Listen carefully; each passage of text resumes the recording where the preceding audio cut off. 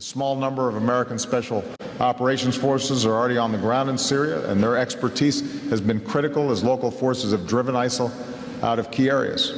So given the success, I've approved the deployment of up to 250 additional U.S. personnel in Syria, including special forces, to keep up this momentum.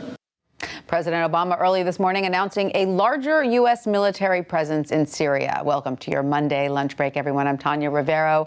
The U.S. plans to send an additional 250 military personnel to Syria to aid local forces in stopping the spread of Islamic State, bringing the total number of U.S. military personnel there to about 300. Joining us now with more details is Andrew Tabler, a senior fellow with the Washington Institute, joining us now from Moscow. Welcome, Andrew. Thanks for being with us. My pleasure. So, Andrew, the president indicates these U.S. forces will provide training and assist local forces, but not fight on the front lines. Do you have additional details about their role?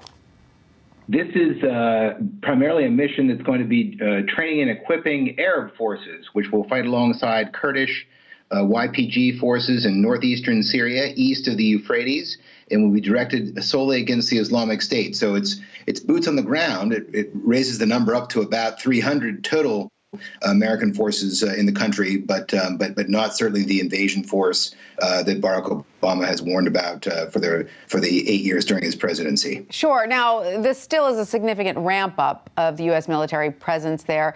Does President Obama continue to oppose large-scale intervention, or has he opened the door a bit?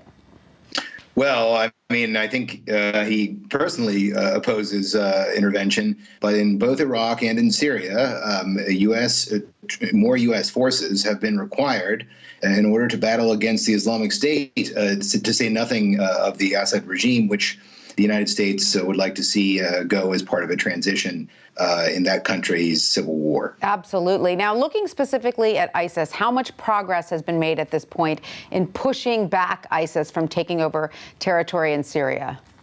Well, that's a good question. So according to U.S. officials, the Islamic State has lost about 40% of its territory. Of course, that depends on how you carve it up.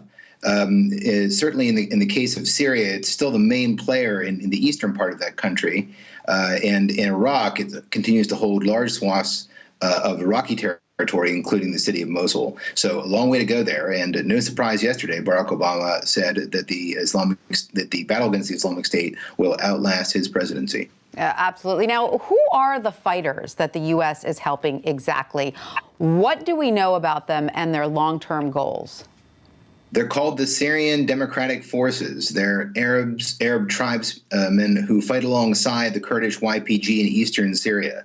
It's difficult to pull off. Arabs and Kurds in eastern Syria have bad blood going back a long, long way, except for some tribes which have rallied alongside the Kurdish forces, which are backed by the U.S. So it's an attempt to try and build up those forces to retake Raqqa or to put pressure on it as the U.S. squeezes ISIS from the eastern part of Syria, and the Russian and Syrian regimes try to squeeze it from the west. And so in relation to Assad, what role does his government have here?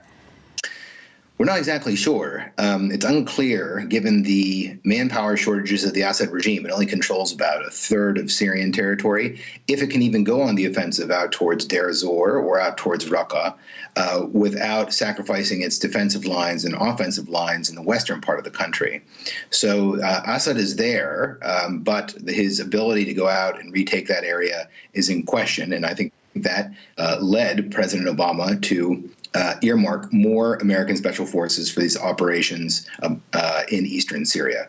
All right, we will certainly all be watching those developments closely. Thank you, Andrew Tabler, for that. My pleasure.